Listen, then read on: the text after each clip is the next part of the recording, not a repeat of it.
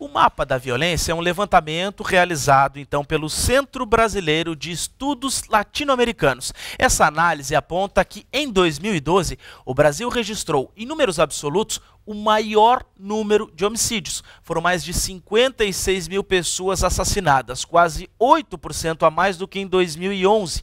Esse crescimento da violência é o assunto que nós vamos discutir a partir de agora no Conexão RS. Estão conosco o assessor jurídico do Ministério Público do Estado, promotor Amilcar Macedo, a socióloga e advogada especialista em políticas de segurança Mariana Chies, e está para chegar o nosso professor de Direito da UBRA, nosso comentarista aqui do Conexão, Sérgio Abreu.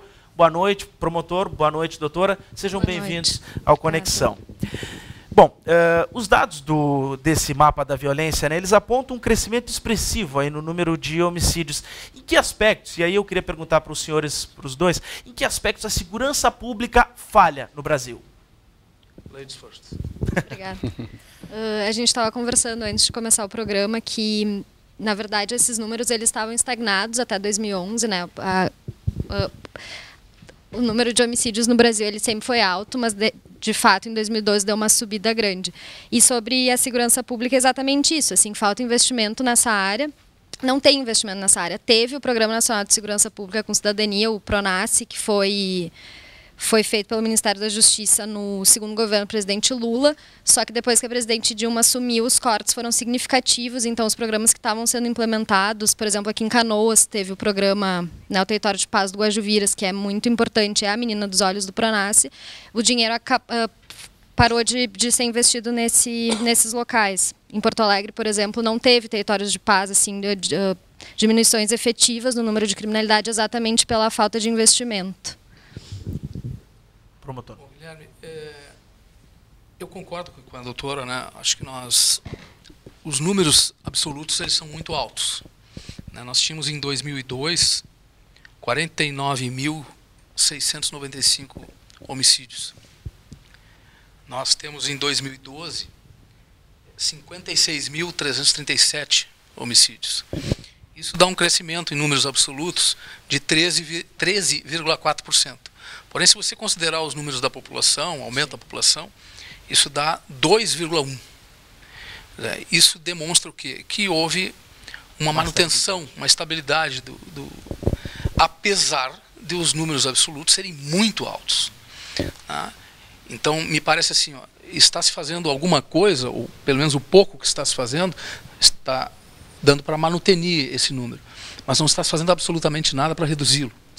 Tem um autor espanhol que eu gosto muito e que é um criminologista espanhol, chama-se Antônio Garcia Pablo de Molinas. Ele escreveu um livro que tem mais de 1000 páginas, que fala sobre prevenção de violência, e ele classifica as prevenções em 4 tipos: primária, secundária, terciária e vitimária. A primária seria o social, né? Você investe na prevenção do delito, antes que o delito aconteça. Melhora a qualidade de vida das pessoas, melhora a educação, melhora a iluminação pública, melhora o calçamento, melhora a saúde. Né? A secundária seria quando você investe no sistema de persecução criminal, o sistema que nós chamamos o sistema criminal, né? Você investe na polícia, você investe no judiciário, no Ministério Público, mais viaturas, mais equipamentos, né? Mais armamento, enfim, mais salários para policiais. O terciário seria quando você visa o preso, para que ele não volte a reincidir. E o vitimário, como o próprio nome está dizendo, você orienta a vítima a não proceder dessa ou daquela forma, não deixar a bolsa em cima do banco do carro, né? Não andar por ruas escuras, enfim, né? A vítima, ela mesma se protege, botar câmera na casa, botar grade, seria a prevenção vitimária. Muito utilizada, aliás, no Brasil, né? Sim. Quase que daqui a pouco é uma transferência. né, exatamente, quase que exclusivamente, em alguns casos. Onde o Brasil investe um pouco em cada uma delas, e muito pouco na terciária, que é a questão da reincidência. Né? O Paulo de Molinas até tem uma frase que ele diz assim: numa grande cidade, não há tantas pessoas para cometer tantos delitos. Ou seja, algumas pessoas estão cometendo vários delitos, várias vezes, que é o problema da reincidência. Nós investimos muito pouco em reincidência.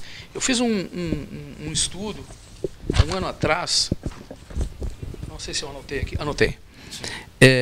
Em meados de 2013, eu levantei alguns dados do sistema carcerário do Rio Grande do Sul. No Rio Grande do Sul, 63%, nós temos 29 mil, quase 30 mil detentos. 63% tem ensino fundamental completo. 11,5% tem o ensino fundamental completo. 63% tem um incompleto. O médio incompleto, 8,85%. Está chegando aqui o professor Sérgio Abreu, já vai se acomodar, promotor. Mais um participante aqui do nosso painel. E o médio, coronel, como boa noite.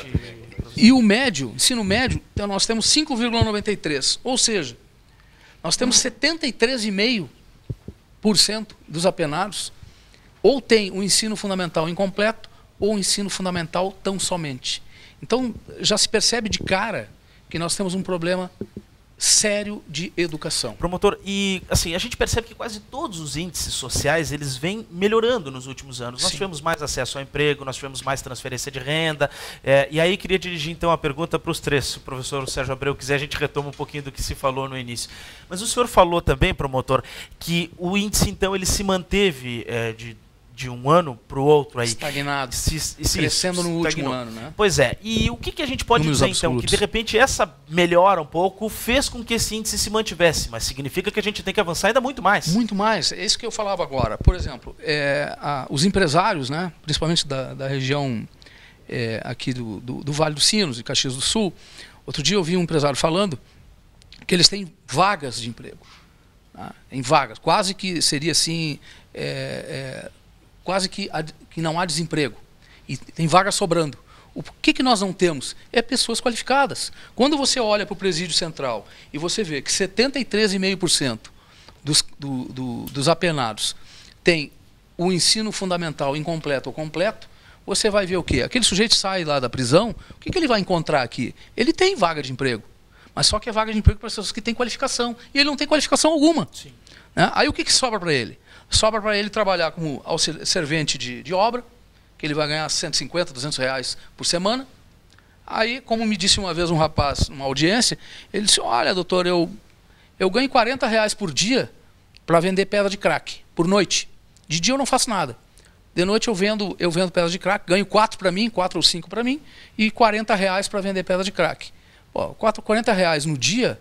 Bota 5 vezes na semana, como eles trabalham no final de semana, dá 250 reais para não trabalhar. Exato. Quer dizer, e o sujeito que vai trabalhar ali virando massa, virando concreto, ele vai ganhar 150, 180 como servente. Então ele prefere ir para o mundo da droga, sim, porque ele não tem qualificação. Então o que nós precisamos fazer? Nós precisamos investir muito na educação. Se nós olharmos agora o anuário brasileiro que fala do investimento no pessoal do cárcere, né? Nós vamos verificar o seguinte. Eu tinha anotado isso aqui em algum lugar. Né? Mas pode aproximar o seu microfone só, promotor. Nós vamos verificar o seguinte aqui, né? Os estados investiram na reintegração social lá no presídio, né? Nós vamos ver que o Espírito Santo investiu 434 milhões no ano de 2012. Dados de 2012. O Mato Grosso investiu 300 milhões. O Paraná investiu 380 milhões. Rio de Janeiro investiu 349 milhões. E o Rio Grande do Sul investiu 20 milhões. Sim. Falta investimento. Então está faltando investimento. Eu queria perguntar, por favor. Eu queria perguntar para a doutora, os números de alguns dados do Brasil, eles têm se mostrado bons, né, como a taxa de desemprego, tem melhorado nos últimos anos, como a taxa de desemprego, a criação de políticas afirmativas e tudo mais. Por que então essa violência tem aumentado ou esse número de violência ainda é grande? Olha, eu acho que é mais ou menos o que a gente tinha falado antes, assim, se investe no Brasil, acho que desde os anos 2000 ali, muito em educação, em saúde, em políticas de ação afirmativa. O número de universidades hoje no Brasil é o maior desde sempre. Tem alguns programas como o Pronatec, por exemplo, também? Programas tipo o Pronatec, que também tem vagas para as pessoas, por exemplo, para os adolescentes que cumprem medida socioeducativa, eles podem ter vagas no Pronatec, só que exatamente por isso, por eles não terem um nível de estudo suficiente, eles não conseguem entrar nesses cursos, mas as vagas existem. Acontece que na segurança pública, apesar de ter havido investimento durante o período do governo Lula, e na verdade foi a primeira vez que houve investimento em segurança pública desde a abertura democrática, depois se parou de investir. Aí a gente tem que se questionar o porquê que se faz isso, porquê que não está na agenda, assim como um dos primeiros planos do governo, esse investimento forte. Não é só investimento em construir presídio, né? A segurança pública não é unicamente também só dar dinheiro para os órgãos de repressão, mas também investir em saúde, em educação, em cultura nessas comunidades onde os índices de violência realmente são os mais altos. Serviços básicos. Serviços básicos, exatamente. Bom, para a gente então introduzir o professor Sérgio Abreu na discussão. Seja bem-vindo, professor. Boa noite. Boa noite a todos. Boa noite. Boa noite a Nós todos. falamos lá no início, então, que em 2012 o Brasil registrou em números absolutos o maior índice de homicídios aí desde a década de 80. Foram mais de 56 mil pessoas assassinadas. Professor, os números da violência, então, apontam esse índice, mas proporcionalmente o número de policiais militares, de brigadianos, como a gente conhece no termo popular, ele aumentou na mesma proporção ou não? Ele estagnou? E o que a gente precisa mais? Certamente o incremento, né, nos efetivos das polícias não tem acompanhado esse aumento tão grande da violência no Brasil. Como você mesmo disse, né, o crescimento de homicídios de 2011 para 2012 ficou na taxa aí de 6% de aumento, o que dá em torno de 24% 24 a cada 100 mil habitantes o índice de homicídios, que é um índice bastante elevado, se comparado a outros países, e até as recomendações da ONU, que no máximo 10 para 100 mil habitantes seria um número aceitável em termos de violência. Então, como estava havendo já o debate, né, é um paradoxo que nós temos hoje na sociedade, porque nos últimos 10 anos, na América Latina, os países têm demonstrado um crescimento econômico na ordem de 4,5%. Então, há uma melhoria do desenvolvimento econômico, há uma melhoria na distribuição de renda, aquelas pessoas que estavam em total exclusão estão sendo admitidas na sociedade, inclusive com participação no mercado, mas, por outro lado, a violência ela está também aumentando. Então, por que ocorre esse fenômeno? Se há uma melhoria da qualidade de vida, de uma forma geral, e a violência também ocorre. Então, é nesse quadro que tem que se pensar a segurança pública como um todo. E a segurança pública precisa entrar numa agenda política com um debate sério, um debate aprofundado. Só no Congresso Nacional nós temos mais de 100 leis que tratam sobre uma ou outra coisa de segurança pública. Essa semana foi aprovada uma emenda constitucional, criando mais uma estrutura, né, incluindo mais demanda corporativa, que são os agentes de trânsito, mas sem uma conexão, sem um estudo, sem uma viabilização de pensar um sistema de segurança pública. Ou seja, na segurança pública ainda as coisas acontecem muito em termos corporativos. Não se comunica. Em termos corporativos. Então não adianta, o objetivo sempre ou é mais armamento, ou mais viaturas, ou mais uniformes, só se trabalha em equipamento. Mas não se pensa esse sistema, como ele funciona e quais são as necessidades para que realmente ele tenha eficiência e atenda a essa demanda tão grande de violência. Sim, a promotoria fala. Essa questão do efetivo da segurança ela é bem interessante, né? Como o coronel estava falando. O que nós tínhamos na década de 70, o efetivo da brigada era de 32, 33 mil homens. Hoje nós temos um efetivo de 22, 20, 21, 22, por aí, dados da imprensa, né? E nós tivemos um incremento de população nesse período. Sim. Tá? Vejam agora, por exemplo. Uma melhora na renda também é um incremento de consumo que pode chamar a atenção potencialmente. Né? Vejam, por exemplo, agora, nós temos em Porto Alegre, o coronel pode me corrigir porque ele conhece desse assunto bem melhor do que eu. Normalmente nós temos 1.000 homens da brigada no policiamento. Né? Pelo menos em cada turno, né? 1.000 homens no policiamento. Nós aumentamos para 3.000 agora. Bom, o que isso, assim, nos primeiros dias já se verificou? Que aqueles crimes chamados crimes de oportunidade, né, que o Paulo de Molinas chama de crimes de oportunidade, né, e a minha avó, né, que não estudou criminologia, dizia o seguinte: aqueles que a ocasião faz o ladrão. Né? Pois é, esses crimes, furto, roubo, assalto à mão armada, latrocínio, enfim, eles caíram drasticamente. Porque você pega ali do Barra Shopping e vai até o centro, a cada 100 metros você encontra um policial. Tá? Que você não encontra, por exemplo, nos bairros. Então, isso é o que os espanhóis chamam de polícia de visibilidade. Você está enxergando o policial. Sim. Tá? E nós tivemos um decréscimo nisso, né, de policiais.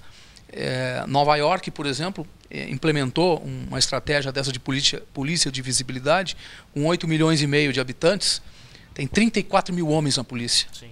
E agora com a Copa a gente está enxergando aqui no Brasil, né? Exatamente. Nós estamos, digamos assim, entrando num padrão, ainda aquém de Nova York, mas estamos enxergando polícia na rua, coisa que normalmente não se enxerga. Então, assim, nós sabemos fazer, né? A polícia sabe fazer. Talvez não faça durante o tempo normal, porque não tem investimento. Hoje, me parece assim, o que a Brigada tem feito nos últimos anos é substituir. Faz um concurso, coloca lá 800 soldados, mas saíram 900 aposentados no último ano. Quer dizer, então, fazendo apenas a reposição. Não está havendo um incremento de policiais. Claro que isso demanda uma série de políticas de investimento, né? E eu só vou, quero deixar a doutora também falar aqui, eu só vou referir aqui que nós tivemos... de 2007, o orçamento da segurança pública significava 7,6% do orçamento do Estado. Em 2009 foi 7,7%, em 2010 foi 7,5%, já em 2011 e 2012, que é o último dado que se tem, ele caiu para 5,2% e 5,5%.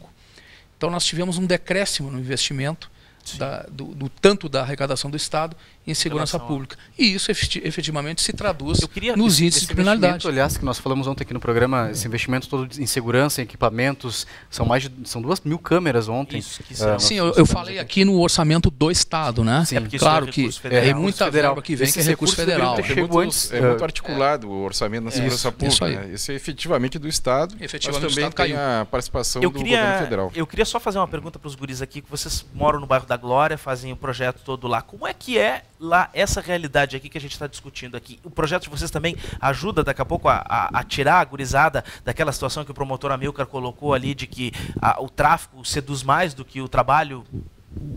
O nosso intuito, primeiramente, é mostrar para a rapaziada, assim, para quem está chegando agora, os mais novos, que realmente existe um outro caminho, né? A cultura, a música, a arte é uma maneira de resgatar a pessoa, né? Mas também a gente tem uma grande ciência de que existem muitas coisas que precisam melhorar. Tipo, eu não fico tranquilo deixando meu filho indo para o colégio que é assaltado toda semana, né? É um paradoxo meio triste. Né? É muito triste ver esse tipo de coisa, né? Há 2 semanas atrás, eu sairia do meu serviço 10 horas da noite do centro e não poderia atravessar ali a praça da prefeitura. Tem que subir no mínimo de 2 ou 3 pessoas. Agora, com a chegada da Copa, a gente essa política da visibilidade ela acontece realmente. Agora, queremos saber, até para as pessoas que estão em casa e não entendem desses dados que estão sendo apontados aí, é que se após a Copa a gente vai ter essa política da visibilidade toda, que está se tendo aí. Eu agora tá tranquilo de eu sair do serviço de noite e ir para casa, atravessar a cidade, né? Doutora Mariana, a senhora trabalha com menores infratores, já tem experiência no assunto. O que os leva para a criminalidade, além da situação que o promotor Amilcar coloca de um ganho a mais, mas também é o desejo do consumo, é o desejo do iPhone, do tênis Nike? Assim, eu trabalho com adolescentes em conflito com a lei faz já algum tempo, mas assim, não é uma das questões que me importam ao tratar com esses adolescentes, né? Eu faço a defesa técnica deles junto com o grupo que eu trabalho, mas me parece que sim, me parece que para saber responder essa pergunta tem que perguntar para eles por que eles vão, né? Por que eles entram no mundo do crime, aspas, mas acho que uma coisa que fica muito claro eles nunca eles no mundo do crime. Sempre tem uma coisa por trás. Assim, eles normalmente não são a primeira geração em conflito com a lei, eles são a segunda ou a terceira geração em conflito com a lei. Toda a história de vida é muito difícil. Isso influencia da primeira geração para a segunda, desse clima? Isso significa a falta de investimento nessas pessoas, né? Uma coisa é tu poder dar crédito para essas pessoas comprarem um carro, poderem comprar no mercado, terem um cartão agora e irem. Outra coisa é tu investir de fato nessas pessoas, né? Essas pessoas poderem, por exemplo, ter um esgoto fechado e não viverem na frente de um esgoto com isso aberto. Por exemplo, tem muitos adolescentes que eu trabalho que moram em locais que são praticamente inacessíveis dessa cidade, de Porto Alegre, né?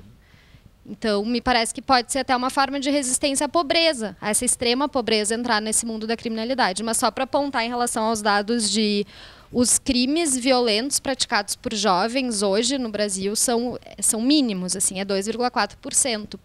perto dos outros crimes, né? Tráfico e roubo e crimes contra o patrimônio, na verdade, são os crimes mais cometidos por esses jovens. Então tem uma coisa patrimonial muito grande aí, que eu acho que, de repente, a tua hipótese pode estar correta. Mariana, as condições dos abrigos de menores não contribuem para que esses jovens fiquem ainda mais revoltados e voltem para o mundo do crime quando saem de lá? Acho que tanto as condições dos abrigos, quanto dos presídios, quanto da Fundação de Atendimento Socioeducativo do Estado. Quase a mesma. Bom, queria perguntar para o professor Sérgio e para o promotor Amilcar, foram mais de 700 mil armas de fogo aí retiradas durante a campanha do desarmamento.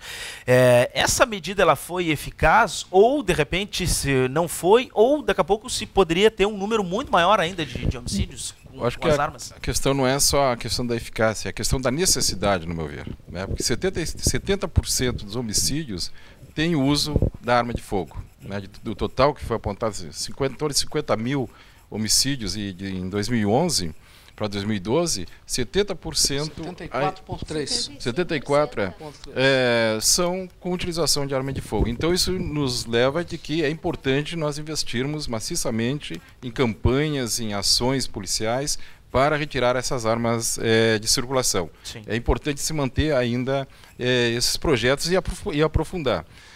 O que nós chamamos de facilidades, né? Nós temos a arma de fogo, o álcool, é outro fator ainda extremamente importante, e as drogas. Só que o álcool, né, hoje é uma droga lícita. Grande parte do álcool é uma droga lícita, como a cerveja, né, que normalmente é a bebida de entrada. E o álcool ele é uma porta de entrada para a droga.